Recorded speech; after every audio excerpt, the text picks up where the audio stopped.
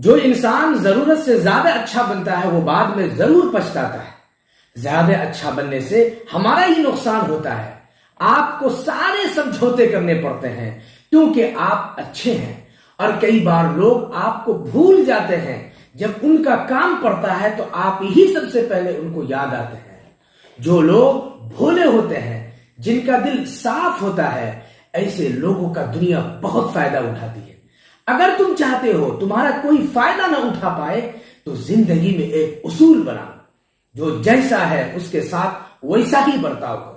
क्योंकि लोग आपकी अच्छाइयां और आपकी मासूमियत को आपकी कमजोरी समझने लगते हैं। अच्छे लोग दूसरों को तकलीफ न हो इसका बहुत ध्यान रखते हैं, लेकिन दुनिया है ऐसा नहीं सोचता। वो सिर्फ अपना ही फायदा देखता है। इसलिए अच्छे बनिए, लेकिन किसी पर आंख बंद करके भरोसा मत